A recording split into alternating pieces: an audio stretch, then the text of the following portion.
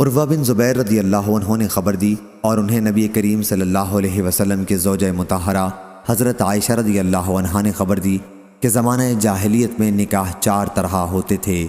ایک صورت تو یہ تھی جیسے آج کل لوگ کرتے ہیں، ایک شخص دوسرے شخص کے پاس اس کی زیر پرورش لڑکی یا اس کی بیٹی کے نکاح کا پیغام بھیجتا اور اس کا مہر دے کر اس سے نکاح کرتا۔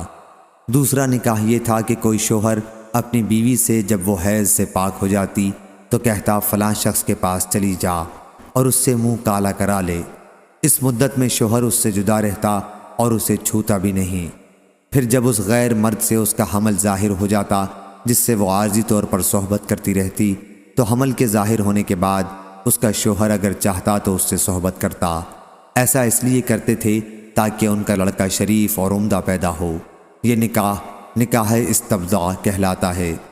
تیسری قسم نکاح کی یہ تھی کہ چند آدمی جو تعداد میں 10 سے کم ہوتے کسی ایک عورت کے پاس آنا جانا رکھتے اور اس سے صحبت کرتے۔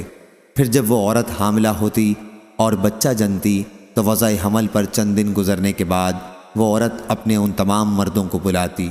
اس موقع پر ان میں سے کوئی شخص انکار نہیں کر سکتا تھا، چنانچہ وہ سب اس عورت کے پاس جمع ہو جاتے اور وہ ان سے کہتی کہ جو تمہارا معاملہ تھا وہ تمہیں معلوم ہے اور اب میں نے یہ بچہ جنا ہے۔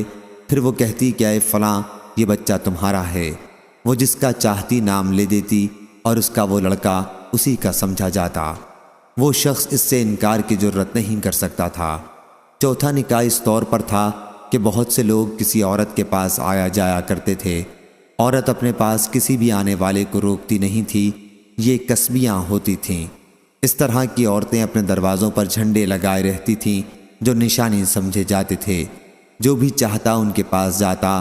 اس طرح کی عورت جب حاملہ ہوتی اور بچہ جنتی تو اس کے پاس آنے جانے والے جمع ہوتے اور کسی قیافہ جاننے والے کو بلاتے اور بچے کا ناک نقشہ جس سے ملتا جلتا ہوتا اس عورت کے لڑکے کو اسی کے ساتھ منسوب کر دیتے اور وہ بچہ اسی کا بیٹا کہا جاتا۔